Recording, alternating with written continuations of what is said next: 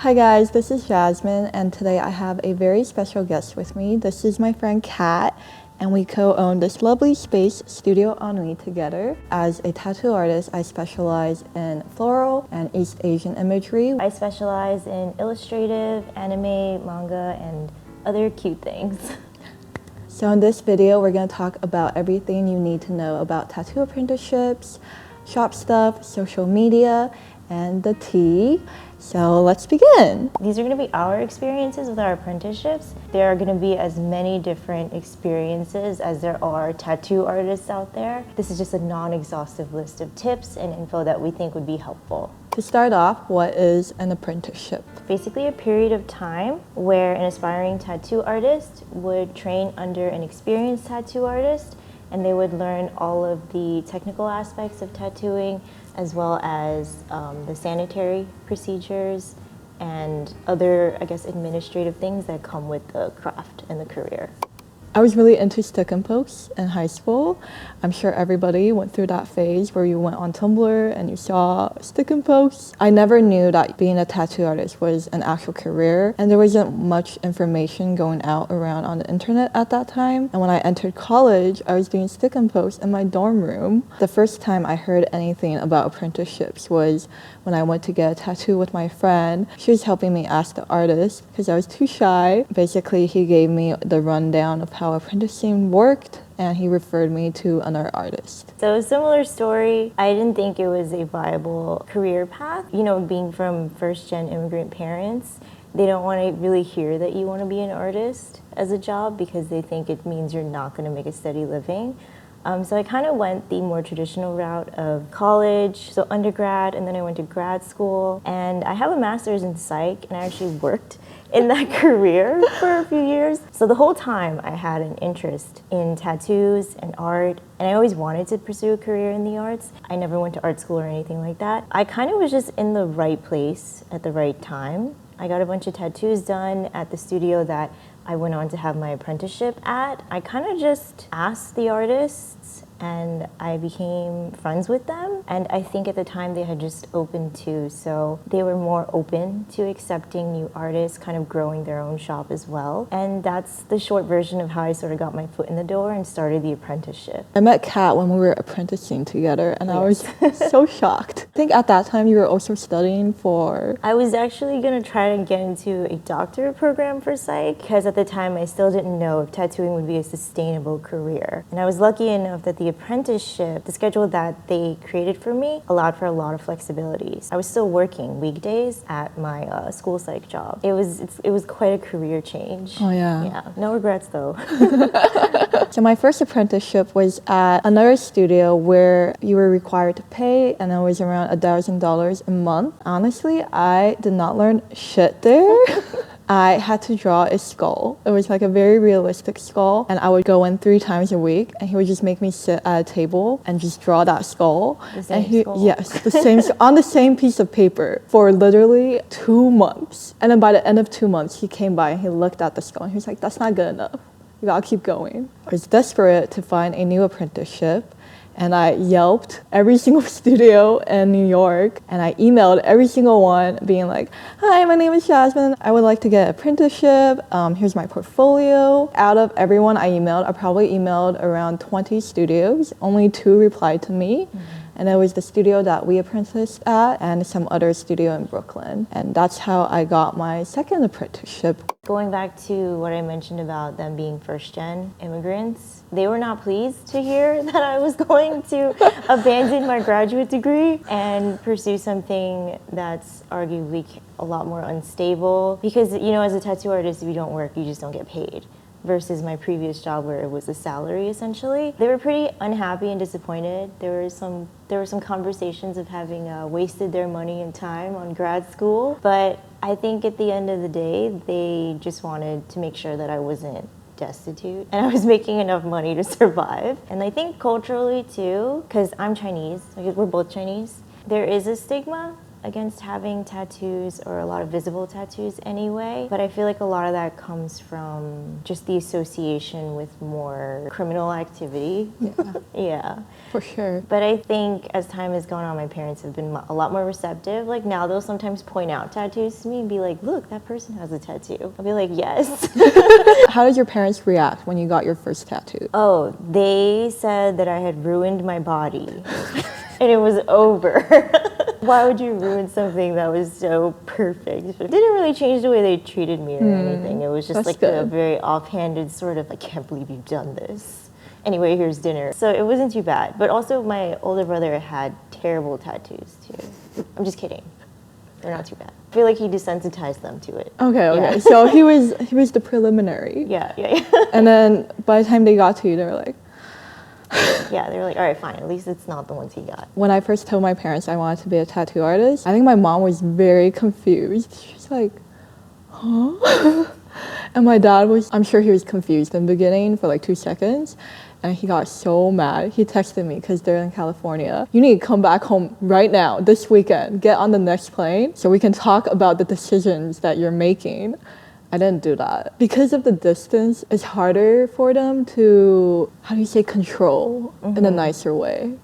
Yeah, I think control is the right word. Okay, Yeah. it's harder for them to like control you from a distance. Like exert their influence. Yeah, so I basically just did my own thing. But like your parents, they didn't really change the way they treated me. And even now, my mom wants a tattoo from me. She wants an orchid tattoo. On to better days Nice. than before. That's so sweet. Yeah. Did you want a tattoo? Yes, Aw. she's like, I want orchids because my name is Lan. Oh. Yeah. When I first introduced you to my parents, I was like, she has a master's tattoo artist now. Unrelated field. And then my mom was like, huh. I think you also helped their perspective a bit. Okay, I'm glad. I'm glad it was helpful.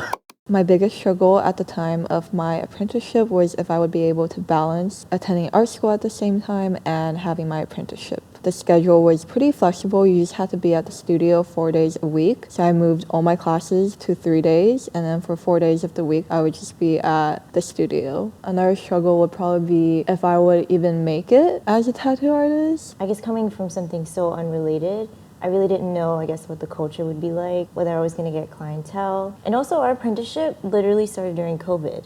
Oh yeah, like Yeah. right before COVID started. Right. So we had that huge period of lockdown where we weren't supposed to work. We weren't sure if people were just going to come back and start getting tattoos, which thankfully they did. But it was just a very unsure time for everything. Yeah, I think COVID actually helped a lot because everyone was just online and they all wanted tattoos. Yeah. But during lockdown or COVID times, it was very, Yeah, it was very scary. yeah. It was very like, should I quit my job? I don't know. Or it's like, should I find another job? Yeah, That yeah. kind of stuff. I think the biggest thing would probably be all the admin stuff that comes with tattooing. It's not just, okay, you're tattooing and that's it. There's like emails, bookkeeping, and I think you're very good at it. That comes from my last job, honestly, all of like the emailing and the communication stuff, which is stuff that I am grateful kind of carried over. The administrative stuff takes up a lot of time. Oh yeah, and then another thing was how physically demanding the job is. I remember when I first started, I had like hand pain and wrist pain. Yes. Yeah, the wrist pain was really bad. And we were also tattooing so much. Yeah. We would tattoo for like 6-7 days a week, 12 hours a day. I remember you came in with like ace bandages. Yeah. When you're around your wrist some days. Yes. And then I also bought a hand massager. And then it would just massage everything. Other than the wrist pain, another pain was back pain. Yes, back pain, fix my posture. Yeah. It's like all those jokes you see about tattoo artists that sit like shrimps. They're just like, This is how I tattoo. I go like, sometimes I'll get pictures of myself tattooing. I'll be like, wow, no wonder my back hurts so much. There's tons of like neck tension, shoulder tension, your lower back from being crouched the whole time. I'm not the best about stretching either. Gotta get a massage. Let's go get a massage. So we're gonna move on to some general apprenticeship questions. The first one is, do you think that an apprenticeship is needed? In this day and age, probably not. However, there are a lot of pros and cons to having an apprenticeship. versus being self-taught. If you ask a more traditional tattoo artist what their stance on apprenticeships would be, they would definitely say, no, you absolutely need one. But I think with the abundance of information available online and everywhere nowadays, it's not 100% necessary. I think some pros of having an apprenticeship would be that you have a mentor that's there to guide you, and if you're in a shop, you're surrounded by other artists that can also help guide you, and you can learn from them just by watching them. You learn all the safety and sanitary practices. You have this information that's ready to be given to you in person. And it's a bit more easier that way. If you're self-taught, I know a lot of self-taught artists and they're all very amazing. There's a lot more work to be able to get information out there. Safety practices, how to use your machine, how to use needles, what kind of needle, like what are needles? Just things you would learn from watching other people. Yeah.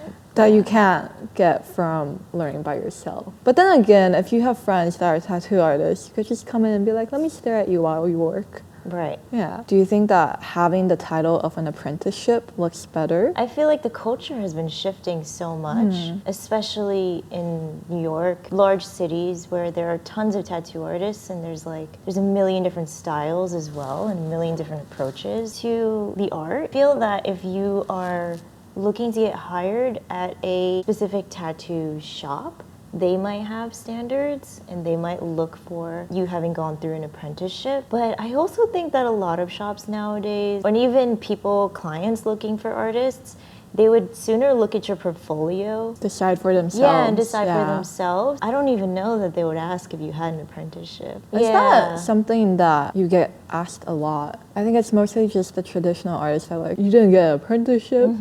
How dare you? Right. So yeah, I don't think it's necessary. I still think though that I would recommend it over being self-taught. It's just so much more efficient and you learn so much through, what is it, osmosis? Is that the word? Yeah, where you're just around people. So when you're around other artists, you see what materials they're using. You can sit and watch them work too. Because oftentimes when you're an apprentice, you might have one mentor, but around everyone in the studio, and you kind of just observe everyone, and you learn a lot more like that. That's a very important point. But then I also ask other people that have had apprenticeships, and most of them are like, I was mostly self-taught. Like my mentor didn't really teach me. Yeah. It was more just so by osmosis. Yeah. So maybe it's the environment Yeah. of a shop that's more beneficial rather than having an official apprenticeship title. But then again, every apprenticeship is different. So some studios, if you're apprenticing there, they will either have you pay them or work for them in return for your apprenticeship. So my first one was paid. I said before it was $1,000 a month. I didn't think it was worth it. I think it just really depends on how much they're teaching you, you know, how much osmosis you're getting. My second one was free. However, I had to set up all the artist stations. I had to do little tasks such as cleaning. I was not a big fan of cleaning because they would have me stay till 1 a.m. if someone ends late. I would have to stay till it closes and clean. And I just felt that it was very unsafe for me to commute an hour back home. I remember that. Yeah, I was doing that with you. I don't think I ever had to stay till 1 a.m. I think you were just very unlucky that day. But it wasn't one day. It was multiple times throughout the week. Wow. Did I get lucky? Maybe. But I do remember we have to set up the stations. Yes, that was fun. Depending on the studio or shop, they will charge you or they'll have you pay in your time and services. You did a lot of emails for them too, right? Oh, yes, you're right. I did do that. So I did administrative work for them. I sat at their desk and I sent all of their inquiry emails and things like that. You would be studying with a book down there and emails. Yeah, so apprenticeship is it's like a busy time. Yeah. As to which is better, I don't know. It's like what you said, it's what you get out of it. Yeah, some might be worth the payment and some might be worth the services and being the studio intern. So from that, what is your opinion on tattoo schools? Admittedly, don't know a lot about tattoo schools. They don't really have a good reputation in the industry. And I think a lot of it stems from the fact that many of them seem to be profit-driven. It's kind of like tattooing is a craft, it's an art, and as such, it kind of needs to be protected from the more capitalist business, money-driven kind of practices, I guess is the word. Yes. I don't know why, but the energy of A tattoo school just reminds me of a factory, that feeling where it's just a bunch of students. Instead of tattoo schools, I feel like tattooing could be a major in art schools. That would be interesting. I don't know what year we'll get to that point, but I feel like you should get an art degree out of it, honestly. Yeah, that's Yeah. actually really interesting. Yeah. I never thought of it that way. SBA in New York, they offer tattooing classes. I think they're the only school that offers that. Yeah. That's pretty cool. It depends on the intention of the person creating the school or program. Yeah. A lot of it is profit driven, or it seems that way. But I have heard of other programs that try to create a more mindful and accepting, kind of more social community based approach toward tattooing, and try to bring that to a larger group of people in the form of like a workshop or a school. That's generally positive because it's like trying to make tattooing more accessible. It can have a really gate-kept vibe to it. What was that? Gatekeep, girl boss, gaslight. Gatekeep, girl boss, gaslight. Yeah, but beware of exorbitant fees. Our apprenticeships were pretty similar, right? We drew 50 designs to begin with, 50 tattoo designs that we wanted to tattoo. From there, we moved on to fake skin. How many pieces was it? It was like 20? 20 to 50. I feel like 20 to 50. Yeah, I don't remember how many it was. Probably like 25 fake skin pieces. And fake skin is basically to help you get used to your machine. From there, we moved on to tattooing real people. Yes, we had around 20 clients, either free of charge or low cost. And then your mentor will decide whether or not you can graduate from your apprenticeship. For me, it took around, I started in November and I ended around August. I think we ended at the same time. During lockdown, it was like 4 months, but we were Yeah. still doing fake skin practice. At it was home, like, at yeah. home, like minimal contact, still drawing and everything Yeah. like that. I tattooed myself Oh, yes, you during, yes. I did 2 tattoos during lockdown actually on myself, and I tattooed my roommate. So I guess that was my first person tattoo. Was on yourself? Well, I don't think I count. That counts. Do I count? I guess I would be my first Yeah. my first in-person tattoo, and then my roommate was my second one. Okay. It didn't turn out that bad. I mean, they look pretty Yeah, good. it came pretty. Yeah. Yeah. And you did a lot of walk-ins before, Oh, right? yes. Oh, fun times. Very nerve-wracking. But before I did the walk-ins, my first tattoo on skin was one of my good friends, and he had no tattoo. So he had no idea like what it should have been like, which was kind of good, but also not good. It was really scary because as I was setting up, I had like 5 people standing over me and hovering and going like, no, you didn't do that right. You didn't do that right. Or you forgot X and Y and that stuff. Yeah, it was, so I was like sweating, and then my friend is just laying there and he's like, don't worry. It's chill, don't worry. Obviously, everything went fine. I wasn't scared when I was tattooing my roommate, but I was so scared when I tattooed my first real client. I was shaking and I was sweating so much, and then my mentor had to step in at certain points to like just do it for me, honestly, because I was like, but after your first client, it gets a lot better. It does. Well, Christian was my first. He's behind the camera. Wait, Christian was your first? Yeah, he was my first client, like person I didn't know. Ew. Yeah, and I remember I just talked his head off because I was nervous, so nervous. But yeah, it came out well. He's still around, so obviously I didn't damage that relationship too badly. If you want to get some real feeling of what real skin feels like, a lot of people recommend using pig skin. I never did that. Yeah, I never did either. I couldn't get across the point of it being pig skin. I heard bananas are good too because Yes. they're soft. but Bananas, oranges. Depending on where you go, some tattoo studios will have you sign an apprenticeship contract. Just be very careful. I can't make a blanket statement and say they're all bad. Make sure that you know what the terms are, whether it requires you to stay at the studio for a period of time, or if it prevents you from working elsewhere while you're at the apprenticeship or even after you're done. You didn't have a contract, right? No, I luckily escaped the contract. I had a contract. Highly recommend that you read it properly. If terms are not clear, make sure to seek legal counsel. Even if the apprenticeship sounds golden, if there's a contract, make sure you understand it. Don't take whatever the owner of the studio's word is for what the contract is supposedly means. And if you do sign it, just make sure that if any drastic changes happen in your life, that you are ready to deal with any of the consequences of breaching the contract.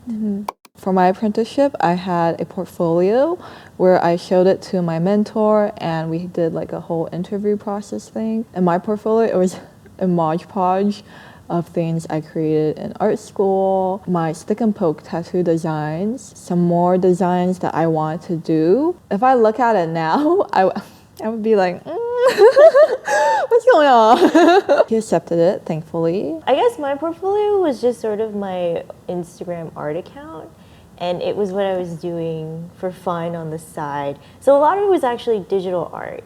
But I also had a sketchbook. There were a lot of drawings in there. I also had designs that I thought would make good tattoos. I don't tattoo anything like those designs. No, we should have bought our portfolios. We should have. I don't even know where mine is. It's like in the dark depths of A basement. a basement. Me too. Yeah, like they're gone. I've also seen some pretty amazing tattoo portfolios. One of our friends, when I saw her portfolio the first time, wow. You went to? It was tips. Yeah, her portfolio was very, very official. Like Yes. very, very well put together. There was trad in it. There was fine line realism. She knew what she was doing. Don't follow my example and have a Don't follow mine random- either.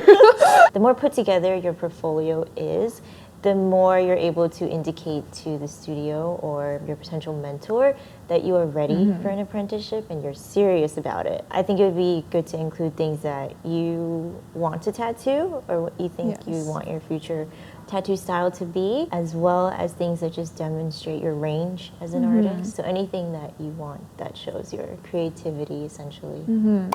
Some sort of art background would be good. It doesn't mean that you have to have attended art school, but just having the fundamentals down and color theory, if you want to do color, just the grasp of how shade. You should know how to draw something. Yes, especially something that you want to Yeah. tattoo in the future. Technically, you don't need to know how to draw to tattoo. You can just put the machine and needle to skin and pull lines. You're only going to be as good of an artist as your art skill. There's a lot of artists that do photo collages where they essentially just, as the word describes it, Yeah. collage pictures. That's the tattoo.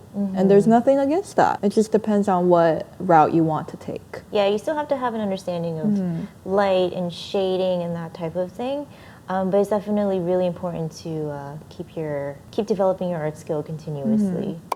Cost will depend on what your studio provides. Most studios will provide setup and cleaning supplies. So you'll mostly be responsible for machine, fake skin, Ink. yeah, certain colored inks, Maybe like some grip tape for your Oh, yeah. machine. grip tape, needles. Oh, yes. I Yeah. forgot about that. Needles are so expensive. And I guess anything specific, any specific tools that you want to try that the shop doesn't have. Oh, color ink is also very expensive. Yes. And if you do colors, you're going to need a lot of colors. Yeah, yeah. My startup cost was probably around 1.5K, give or take. That sounds about right. I think it was around that as well. The bulk of the cost will be the machine. They range from 600 to over 1,000. I think they're probably the most important investment you're going to be making.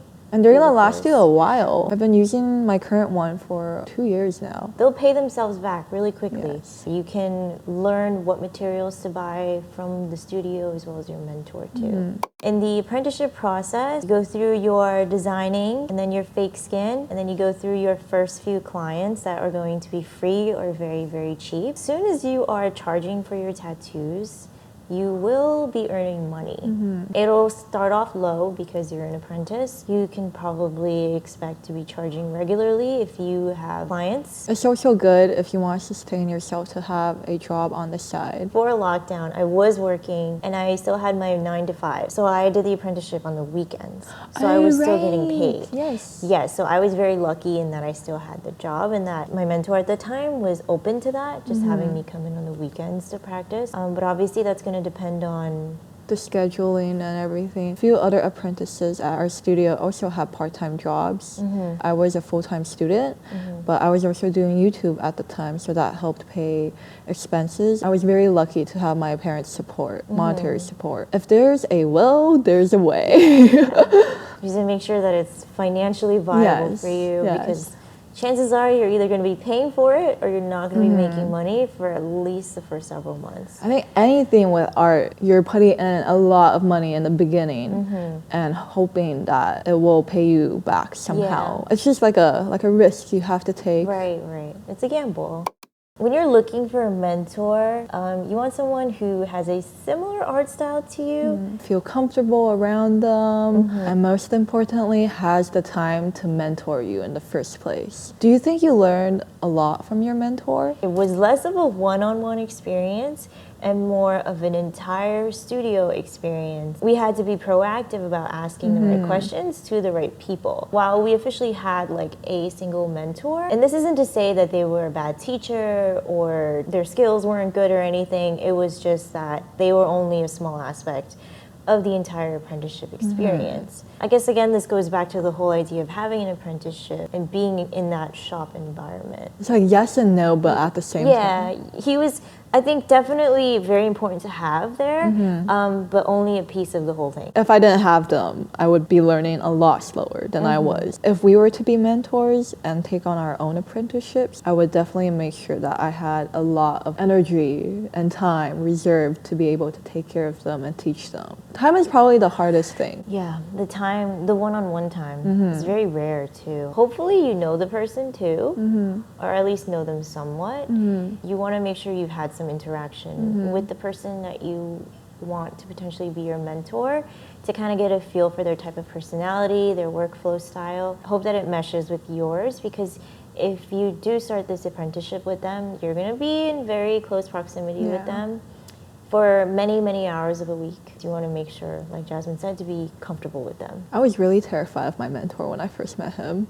But I think I just had a problem back then when I was 19. Like, I couldn't face people that were older than me, like older than 25. I was kind of scared of you too. I was like, not because you were old, but like... Yeah, I guess the energy. The energy, yes. I try not to be scary. Finding a style is pretty hard. For tattooing, I think I tried out so many different styles just to see what I could commit to long term, something that I would enjoy and other people would enjoy. For a long period of time, I was doing crayon tattoos, but I realized that I just wasn't vibing with it. It was a little too cutesy for what I wanted. I always incorporated a lot of East Asian imagery into my pieces, so I really delved into that, and that's how I was able to commit to this style. Even if you believe that you don't really have a style, what you come out with, if you put it all together on one board, it still kind of looks like you. Yeah. See, I feel like I don't really have a style. I kind of just draw things that I think are nice. But then, like, you can see that you have, like, when I look at something, I'm like, okay, that's Kat's. Okay. Like, I can tell it's yours. In terms of, like, my style, when I started, so I've always been an anime fan, kind of a weeb. High key. I feel like it was such a natural transition into the subject matter that I would be tattooing. Kind of all of the Studio Ghibli and Sailor Moon, all of that stuff seemed to come very naturally. So I feel like my style has sort of just grown from tattooing so much anime and manga subject matter. I'm still doing that to this day. As I keep doing it, it is slowly starting to become a little bit more specific, I'm hoping. My actual line style and everything, none of that's going to change too drastically. But I feel like the subject matter might change. Maybe I'll do less anime. Maybe it'll be less cute stuff. I have no idea. Do whatever you're comfortable with. Try out different things if you want to. A lot of people are like, once you settle on one style, you better stick to it. But I think that's wrong if you're not feeling it. Like, you should be allowed to try out different styles. And if people want them, then that's even more of a, you should just do it. Don't force it. If you don't want to do something, don't do it. Yeah. Otherwise, you're going to be miserable. Yeah. And you want tattooing to be a long, sustainable career. Right. And you don't want to hate it. I guess there's a point to bring up about doing work that makes you money versus doing work that you really want to do yourself too. So I don't have the answer to that. I feel like it's just finding it. We'll discuss more once we find it. Yeah, finding that balance. Yeah. Because the answer to everything is, it's somewhere in the middle. Another big part of tattooing is attending conventions and doing guest work. I actually haven't done any conventions. I would like to attend one, but I don't think I have the mental bandwidth right now to be able to do a convention because it's actually a lot of work. Like you have to bring you have to bring everything essentially. Yeah. We guest worked in LA together 2 years ago, and I did some guest working in Paris, and I want to do more guest work around Europe, around the US. It's really fun to be able to meet other people from different cultures, different areas, just being able to learn what it's like to be a tattoo artist there. Guest work is really important for networking and also to just grow your audience overall and also to meet people. I've only done one guest spot with Jasmine in LA, and that was a really lovely experience. I've done one convention. I did Anime. I did Anime Inc. in Virginia 2 years ago. I don't know, it was a while ago, but it was really fun. I think the best part about conventions is meeting, I guess, putting faces to names or people that you've been following for a really long time. That aspect of the convention is the best part, is the networking. And then just having fun. I just had a crazy weekend packed full of appointments. Like scheduled tattoos, which I regret doing. I wish I had time to just walk around and chat with the other artists and stuff. Chat with people. I think with guest work, it's a little hard because you're there for and conventions too, you're there for such a short amount of time. And you're like, I want to do as many tattoos as I can. I also want to just experience what it's like being here. And I think with our last guest work, we like overbooked the shit out of ourselves. Like 6 days in a row. We worked, yes, it was 6 days in a row from 10 a.m. to 12 a.m., like midnight. And we would sometimes have 3 appointments in a day. We just wanted to tattoo everyone. Doing guest work again, yes, but not so many days in a row. Need like one day in between. Yes. A break is nice. I feel like I would go back to California. I think me too. Yeah, I want to go to Colorado too. I want to go to Boulder. I want to see what the scene is like out there. I will follow wherever you go. Sounds good. We also meet a lot of people. We host guests as well. So another route, if the studio that you apprentice at, you can see if they are welcoming guest artists. We've met a lot of artists from Instagram. Instagram. It's really nice to see the materials they use, the techniques they use, even just general things like their cameras and the way they like manage their social media is all different and very. It's like, how are you doing this? Yeah, and by networking, you're consistently learning new stuff and how you can incorporate it into your practice.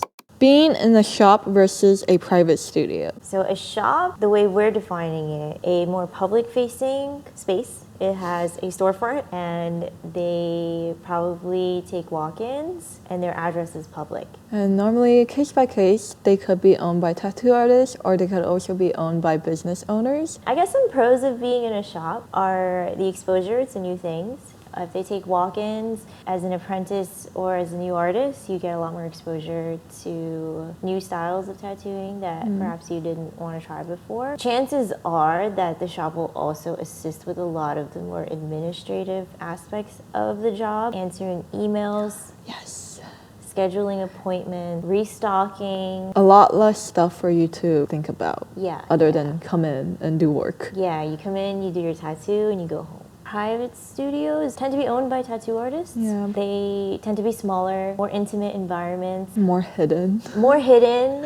We don't hand out our address until deposits are paid. The vibe is more curated by the owners because you have more control. Even though you do have more stuff you need to think about, I feel as though it provides a lot more freedom. I do think starting out in a shop is very nice because they help you gain clientele and they help you grow your audience. If you're doing it by yourself as in a private studio, it's a lot harder. Shops are a lot more supportive of new artists and apprentices than a private studio would be. So recommendation is, if you can, start at a shop. I didn't know this when I first started. Like, I didn't know that the shop would take a percentage of what you made. I thought it would be a very low number, but a very common percentage would be 60% goes to you and 40% goes to the shop, which is really high. And I think apprentices, they can start at 50-50 as well. So the shop will take 50% of your cut. And then as you graduate, your percentage cut will get larger. 60-40 seems to be industry standard. I hope. From where we are. But I have been hearing that a lot more studios are moving to 70-30. So 70 to the artist, 30 to the studio. I heard something crazier though, which I will not name. I've heard that 70% goes to a shop and 30% goes to the artist. Yeah, that's insane. To think about, if such a huge percentage goes to the shop versus the artist, then how much would the artist have to charge in order to make a living? Various studios and shops will have different percentages. Some of them will have this elaborate kind of Pyramid scheming. Is it pyramid? Is I don't know it? if pyramid scheming is the right word. Actually, no, I don't think pyramid. It's like just really complicated for no reason. like sliding scale payment. Like if you make X amount over several thousand, you can make X percentage of that additional amount. It feels like reading tax bracket information. It'll be like if you're making 1,000, you get 60-40. If you're making 1,200, you can get 65. Or if you're making 2,000, you'll get 70-30. Yeah. Which I think is really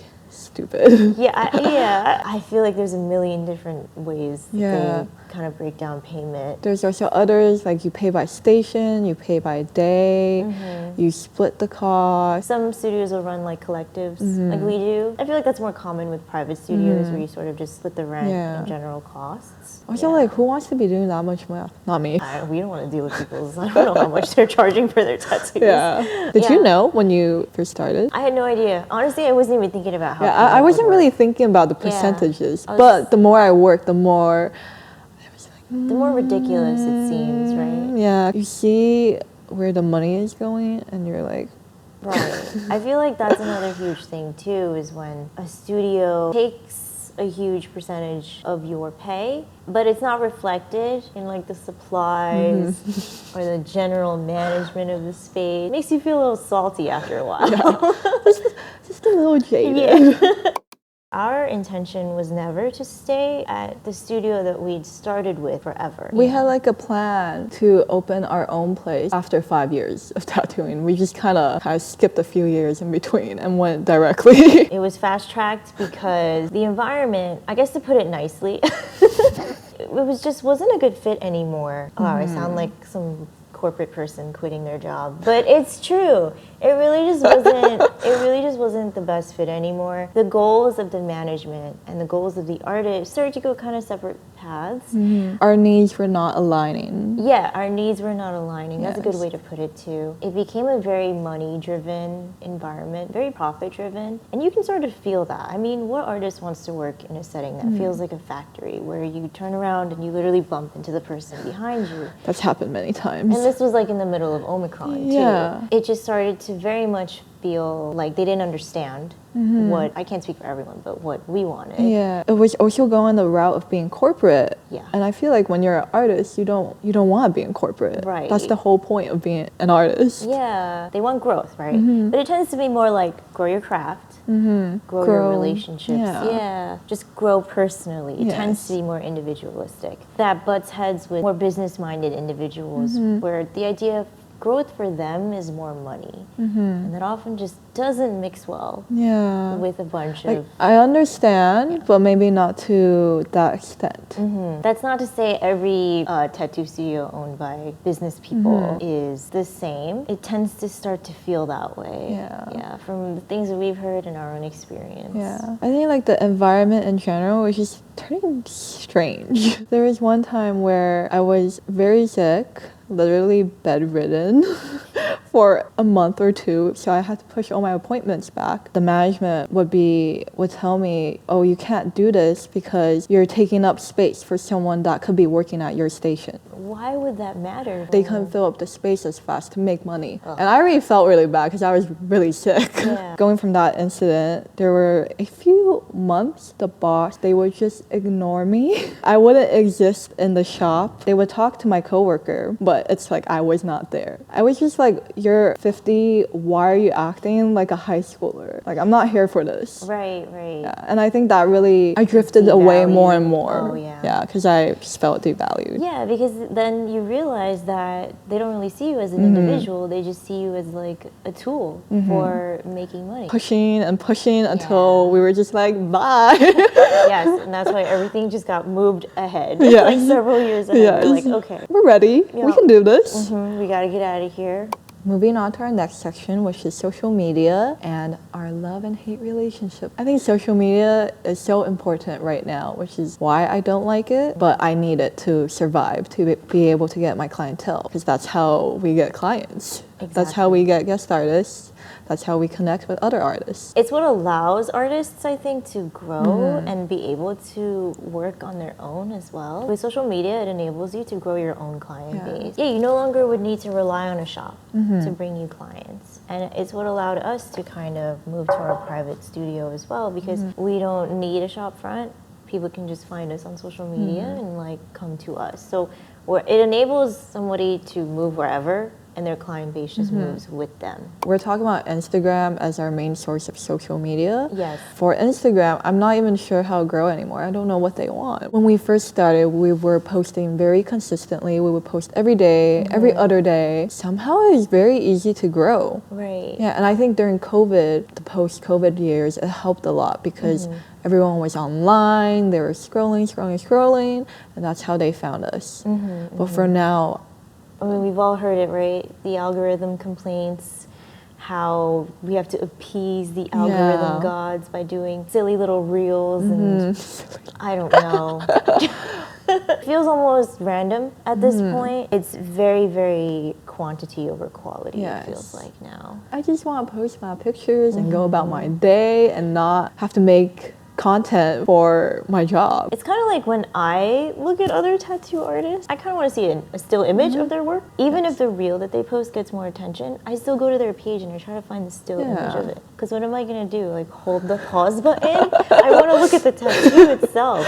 Ranting about reels and short form content. This is what TikTok has done. And we've tried growing on TikTok, but I think it's a very different audience. Yeah. Our main goal would be to find clients, right? It doesn't really matter how many people view this TikTok if they're all 13 to 17-year-olds. Like that's not what we want. For us anyway, I'm not sure how productive TikTok would be, even though it's the most, the fastest growing social media platform, because it doesn't translate to work. Just try to be consistent with posting. You don't only have to post like your tattoos, you can post designs, stuff you want to do. I am not a social media expert. We can have someone look at our accounts and be like, this is what you're doing wrong. But I know what they're going to say for me. They're going to be like, you're not posting enough reels. Yeah, I know. I'm doing my best. That's what they're going to say to me too. Social media is a vital part of the job, but don't let it distract from... Yes, distract from the craft. Yeah. We're all influencers now. It's like the only way to go. I've spoken to one of my family, she works in social media. She was saying how everybody wants things to be really personal now. And I'm over here like, I'm just a little tattoo artist. My life is not that interesting. Just look at my drawing. Thank you. Another thing with Instagram that has been really frustrating lately is they're censoring more and more. I do a lot of larger scale pieces that are like always on the side or like the leg or the chest. Maybe there's a little bit of cleavage, but usually it's covered, you know, like that's not what I'm focusing on. I'm focusing on the tattoo. Every other month there's a post that's reported. Because that post is reported, it means that my account won't get... It'll be shadow banned. Yeah, it'll essentially be shadow banned, which is why I had to purchase Meta Verified on Instagram so that I could talk to Instagram support so that they could help me out with this issue. And even then, it takes so long to get the post reapproved. By now, I've had to set my minimum age to 18, which I hope leads to less reports. I don't think my pictures are that revealing. No, they are not. Sometimes it's literally something on the sternum and the shirt is open just a little bit. There's not even any cleavage and it'll get removed. Yeah, it's really frustrating because I'll see much more revealing images that aren't getting reported. Yeah, and much more overtly sexual, racy images. Yeah, like nothing against that, nothing against that. What are their standards, Yes, basically? what are their standards? Social media feels very random now. I mean, everyone is posting content. So how do you make your stuff stand out? Having a large social media following does open doors for you, but at the same time, you can't let it take away too much time from actual tattooing, drawing, things that will advance you. Because I feel like if you're a good artist, you're a good artist. Yeah. You're going to find clientele. Yeah, and don't let the numbers get to you either. Do you ever compare yourself to other artists that you see on the internet? Yeah, in all aspects, I do. I think with the skill level, I try not to like let it get me down when someone's an amazing artist. I would hope that it veers more toward admiration. Yeah. Like oh my God, I really wish I can do that one day. Or I love the way that this artist does these specific things, and I wonder if I could draw inspiration from it. I scroll a lot less on social media, my tattoo account in general, just to stop any negative thoughts that impulsively come in. But before, I used to scroll so much. I'd be like, wow, how are they tattooing every single day? And then compare myself to that. Comparison sucks. It does. If we're talking about the amount of work they do, I totally understand that. And like, you don't know what's going on behind the scenes. Right. And you wonder exactly, like you said, how are they working so many days in a row? How is their hand not hurting? Actually, yes, that's my question. I'm just like, how are you physically capable of this? I would like to know who your occupational therapist is. Before, I used to be on it a lot more, and then you started telling me stop going on Instagram so much. The more I go on it, the more crappy you feel about yourself for not doing enough. Do you feel like it's being way too oversaturated right now? Anime specifically, or just tattoos? Tattoos in general. It kind of feels that way. I am happy that it's more accessible now as a career path. I'm not an economist, but it almost feels like, the market's sort of regulating itself because the more artists there are, the less clientele there will be. I think that there will always be people that want tattoos. Best not to think that the market is being oversaturated. Just do your own thing. Yes, do your own thing. Yes. If you're in a big city, chances are you always have clients. General trends is that I feel like it's moving toward artists' more specific styles rather than the more blanket, like American traditional or new school style of tattoos. It seems like, around us anyway, it tends to be illustrative work where artists put their own spin on everything. For the US specifically, I think being in NYC, LA, SF, these bigger cities, I feel like there's more of an evolution of tattoo styles and there's more diversity. It really just depends on where you are. Being in a bigger city, you have a lot more opportunities to grow as a tattoo artist, as an artist in general. Let's spill some tea. Okay. Misconceptions about tattoo artists. Thinking that it's an easy job would probably be the largest misconception that I've heard. I also thought that in the beginning. That it would be easy? Because I feel like so much of it, you see the tattoo and you think that you are primarily going to be tattooing and sending your client out the door and you're like, it's over. But a lot of the stuff that we talked about earlier in the video too was about the administrative aspect of it and how much time it all takes. So it's not just tattooing, it's the answering emails, the organizational skills you need. Scheduling. Scheduling, your own time management ability, and the client-facing part of it too. Yeah, because it's still a service industry job at the end of the day. So a lot of that, I feel like I was able to kind of carry over from my last job and sort of more of like the people skills side of it. But the rest of it, it was pretty challenging, I think, kind of structuring emails, just communicating effectively with people was hard. Like how to be the most efficient with everything. That was a bit of a learning curve. And then social media management. Like, social media management. How much time that takes? Other than the managerial stuff, it's also designing your tattoos, whether it's a flash, pre-made design, or if it's for a client, that tends to take a much longer time than you probably think. Yes, I always think that a design will be less time, and then I end up revising it. 12 hours later and you're still drawing. You're revising it for a week straight, and it's hard because art just takes as long as it takes. Can't quite like rush it. For me, the hardest part was not even emails and stuff. It was more of the people skills. Because when I'm tattooing, I'm very focused. So it's a little bit hard to multitask at the same time. I've gotten a lot better at it, I hope. But there's just some days where you're not feeling great, but then you have to put on a face, thinking that tattoo artists are super rich. We sometimes get questions, and I know other artists too, about why tattoos cost so much. Yeah. It doesn't all go into our pockets. Most of it, I would say, actually goes into rent, supplies, cost of living. Yeah. It really depends on where the studio is located, where you live. Like we're in Midtown Manhattan. It's pretty Yes. pricey up here. You have to balance that out with how much you charge. And also, your tattoo is gonna be on you for forever. Like, it should be somewhat costly. It's not just, oh, haha, I'm gonna get a tattoo today and it's gonna be gone in a day. It's something that's gonna be on you for a lifetime. Sometimes I get acquaintances that will ask me, why do you think you deserve to be earning this much? So then I'll ask them, do you know what goes on behind tattooing? And they'll reply, you just tattoo. Like, you just draw on the design. It's so easy. And it's like, no, sir. You get what you pay for. Yeah. Cost does vary from Yeah. city to city. From what I know, most tattoo artists aren't rolling in it. Yeah. It'd be nice. And I think we're very lucky to be in New York, of all places. The cost of how much you charge just really has to align with everything. Like in Europe, it's a lot cheaper, but then cost of living is somewhat on the cheaper side. I know in SF, it's pretty expensive up there, but that's just because SF is so expensive. Yeah. Tattoo stigma. I think it's changed a lot, and I'm very happy about it. Yeah, I think ever since I was little, it was still associated with more degenerates. Gang activity. Gang activity. If you have a tattoo, you're a bad person. But nowadays, everyone's getting tattoos. We get a lot of clients from all types of backgrounds, whether they're corporate, healthcare, sciences, and we ask them, oh, does your job care? And most of the time, they're No. like, no. It's like, as long as it's somewhat hidden, Yeah. it's fine.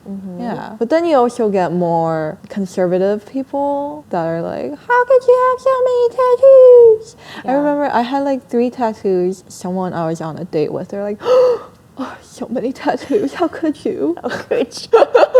And it was the tiny ones, the 3 tiny Wow. ones that I started out with. Opinions differ. But this young generation, Yeah. definitely way Yes. more liberal with their opinions Yes. toward tattoos. I feel like when I do hear negative opinions and misconceptions, it tends to be from clients' parents. Yeah. And the client will say something like, I need it to be right above the hem of my skirt. And I'm like, okay, we got this. But I hope people can slowly change their views. Like, we're not terrible people. Yeah. We're getting there. We're getting there. Yeah. I mean, how bad could you be? You have like a cute little bunny tattoo. Yeah. on you. One of my pet peeves or small annoyance would be that people think I can tattoo anything. The other day, I had this guy ask me, can you tattoo a shark under a boat with an anchor with ocean waves? If you're worth it, I'll get it from you. If you're worth it. Yes. And I was like, no, like even if I did do it, it would look absolutely terrible because I wouldn't know how to do it. There's a lot of stuff we're not comfortable with doing. You would never see me tattooing an eagle. Like an American Yeah, flag. yeah. It would not look good if I did it. Yeah, I agree. I know there's an argument to be made for versatility, and I feel like more traditional tattoo artists will kind of hear this and be like, wow, I can't believe you can't do X, Y, and Z style. But I guess I can't believe you can't do a realistic line. Yeah, I cannot. But I guess that's just another way the industry has sort of changed, is that we are more specialized in our styles. I feel like it's better to be super good at one thing and rather than kind of be mid at everything, which is what I would absolutely be, is like terrible at some things and mid at other things if I tried all types of things. So it's really funny when people will ask you, can you do this specific tattoo? And yeah, I similarly answer, why would you trust me with that? It's gonna look terrible. Don't pay me for that. Yes. Like when I get those inquiries about like specific, very straight geometric shapes. Oh, not good at that. Those are the worst. So scary. I'm like, why me? We would not be the best artists for that. Right, Yeah. and it wouldn't be worth it Yeah. for the client to come to us rather than somebody who specializes in that thing that they're looking for. Can I get a Neotrad potions bottle? You can get a terrible one. You can get one that looks like it was drawn by a 5-year-old. But you have to pay me my full price. Okay. I got you. Yeah. Another pet peeve would be no shows. I've only experienced no shows 3 times in my life, but I remember each one very clearly. Don't do it. Why are you doing it? Right. At least tell me. I won't get mad. I'll be more mad if you decide to not show up. If you just tell me everything's gonna be okay, but if you don't show up for your tattoo appointment, which you most likely paid a deposit for, you will be blacklisted. Yeah. chances are you'll also be blacklisted from a circle of artists too, not just the one that you no-showed for. I think it's just very rude. It's really it's super rude. You're wasting people's time. And you're wasting your own money. Yeah, for somebody who pays a deposit and then just decides, no, I think I'm just gonna ghost the artist now. Everyone loses. Obviously, certain things can happen that can cause someone to not make it to their tattoo appointment. We're capable of understanding. Yeah, like it's okay. Just email. We're human. You can follow up later and explain what happened. Yeah.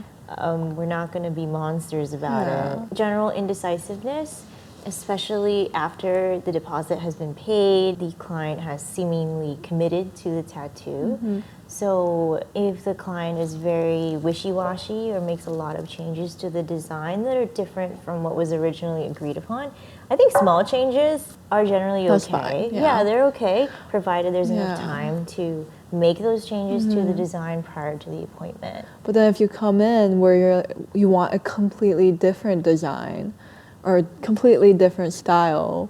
It's jarring. And it's kind of annoying, honestly. That client is probably not ready to get the tattoo. I wouldn't want to rush anybody into getting something that they're not completely ready for. So better, if they're indecisive, to just not put down the deposit or commit to the appointment altogether. And to mention about non-refundable deposits, they're usually put in place to protect us as an artist against rescheduling, cancellations, no-shows. But it's always like a case-by-case basis. Yeah. Like if you're sick and you can't make it, like I understand. Or if you can't catch your flight. Yeah, it's very case-by-case. The indecisiveness also ties with asking your friends and family opinions about the tattoo. When you ask like your friends and family for feedback, at a certain point it does kind of get excessive if there are a lot of changes that you would not have made if you hadn't gotten their opinion. It is the client's tattoo and not their friends or family's tattoos. If somebody were to go around and ask everyone for their opinion, chances are everybody will have something to say about it. And then it kind of just ties back to being indecisive. So it's best to make those decisions for yourself. That also goes on to clients rushing you. Sometimes I'll have whole day appointments that will start from 11 and end around 7. There's like pictures after. Maybe there's like more breaks that are taken in between, which just leads to time being pushed back. So normally when I do full day appointments or longer appointments, I ask that they be free the whole day. But sometimes I'll get clients that have dinner plans, that have a flight to catch. They'll kind of be in a rush. I always ask my clients if they're doing anything afterward. Yeah, that's what I've started doing. Yeah, and then hopefully they'll be like, no, I'm just getting food somewhere. I hope this doesn't make us sound very egotistical. But is it? I think it's fair to say that you don't want to be rushed. Yeah. I guess we can always cushion the appointment time. Just be like, no, it's 10 hours. You can't leave. It's not that we're disrespecting the client's time. It's more so that we want to take It's like a mutual respect. Yeah, a mutual respect. And also we want to be able to take the time necessary to create the best work. And to that end, obviously we're willing to work with clients too. If they have other plans, we can break up a session or try to just find a good time that works for both of us. Yeah, being rushed is not a pleasant feeling. I think most people can agree to that. As we were talking before, like mutual respect for each other. So we're gonna talk about some red flags in tattoo artists and clients. If you at any time feel unsafe or uncomfortable around your artist, so if they make any weird comments about your body, or if they ask you to remove more clothes than absolutely necessary, if they don't offer any privacy, like privacy screens and types of things like that. Yeah, I think tattooing is such an intimate form of service. Especially in a very vulnerable position. You're trusting that person with your body, so... Permanently. Yes, have high standards for your comfort levels when you're with a tattoo artist. Another red flag would probably be if there's no food available or water available in the studio. I mean, we're not asking them to feed us a meal. Yes. Like some sugar in case someone faints. Yeah. It's more about the emergency sustenance. Offer people water or offer them candy if their blood sugar is low and they're feeling faint. Another thing to look out for is how receptive the artists are to your needs for your own comfort, like your physical comfort, as well as when you're discussing your ideas with them. It's okay for them to engage with you while you're discussing your idea and making any changes that are needed. However, if you begin to feel pressured or pushed into a certain direction that you didn't see yourself going to with your tattoo, absolutely just stop and walk away. I feel like I've heard so many stories from clients who've gotten these first tattoos where it wasn't what they wanted, but they felt intimidated by the artist to get it. Yeah, and they weren't happy with them. Yeah. All the fees that you sometimes see in booking processes. I feel like people might be aware of the whole tattoo gate situation. My recollection is not going to be completely accurate, but basically if an artist charges a consultation fee, first a redraw fee, a second redraw fee, and they're exorbitantly expensive, like in the thousands, then you didn't know about this? No. Then that's a red flag. Personally, we don't charge for consultations. Yeah. We only have a charge for deposits, and that goes into the final tattoo cost. And I want to say most of the people... I didn't know it was in the thousands. Yeah, I'm pretty sure. It was very scandalous when it all happened. That's exploitative. Yes, that's the word. Yeah. So moving on to red flags in clients. Just not respecting your policies that are put in place. The policies are in place to protect us because we're human beings. They try to negotiate prices. I feel like this is a touchy subject because obviously some artists will have varying price ranges and they may or may not fit into a client's budget. But to that, I say, I would recommend that clients search for artists that fit within their budget rather than trying to have an artist lower their prices to fit their budget.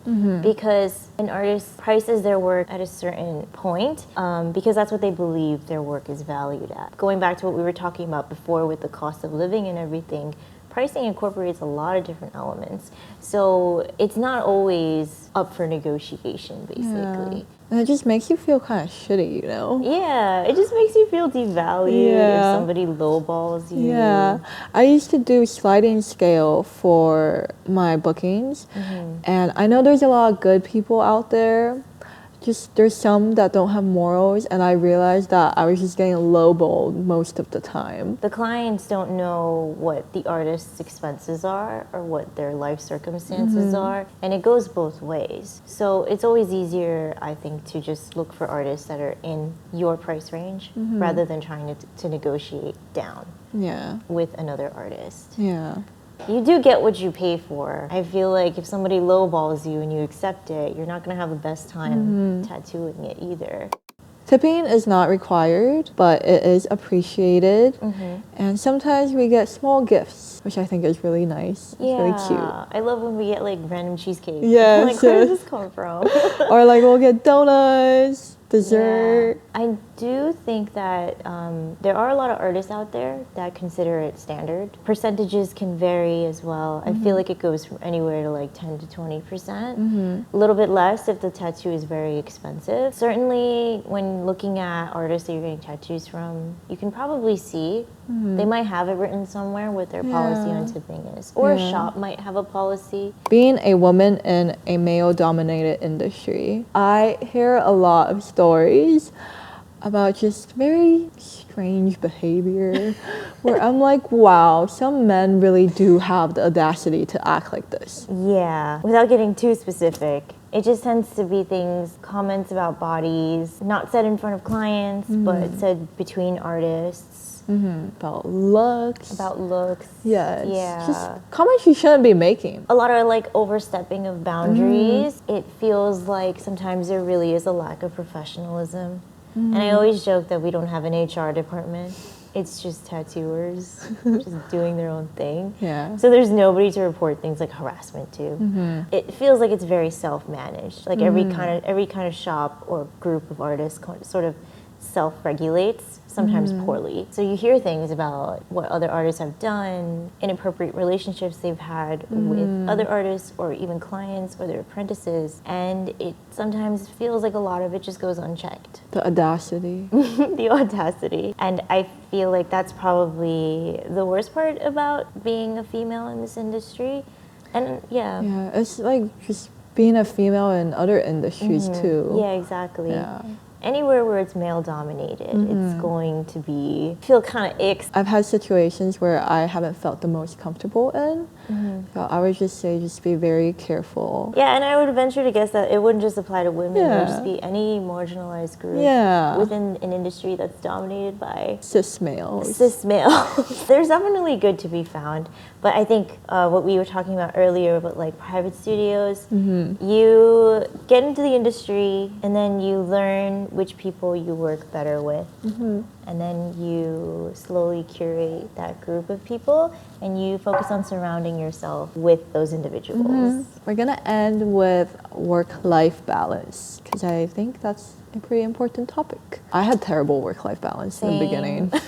There was no balance. There was no life in the work Yeah. life. It was work. I feel like that's the hard part too, because coming from my other job, it was you go in and then you leave and your job ends at the door.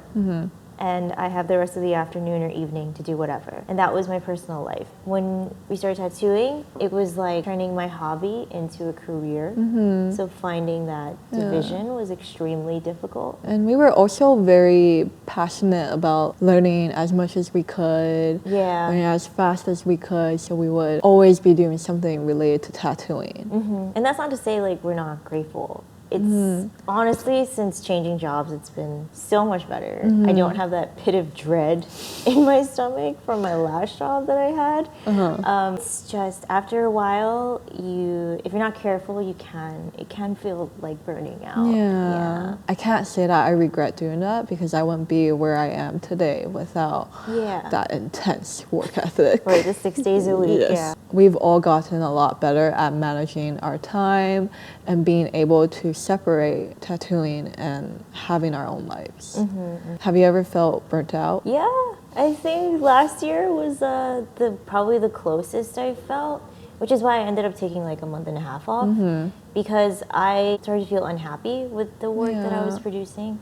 And I think a lot of people can empathize. Not the tattoos, but just I was very happy with the tattoos that I did for clients, and I was very grateful for my experiences with them, but it was more so my own drawings that I would do or want to do. So I was beginning to feel very unhappy with the work that I was producing outside of tattooing. At a certain point I realized that, when your hobby becomes your job, that whole thing where you sort of lose the passion for it. I just spent the last month or so trying to find my joy. Your joy. Yeah, like my joy in just drawing again. Yeah. And it's getting better. Yeah, That's good. That's good to hear. Most of my burnouts came from because I would always be consistently working on flashes the same time as I was tattooing, so there would never be a stop to it. And then when I did tattoo, it would be many days in a week, which is why it leads to burnout.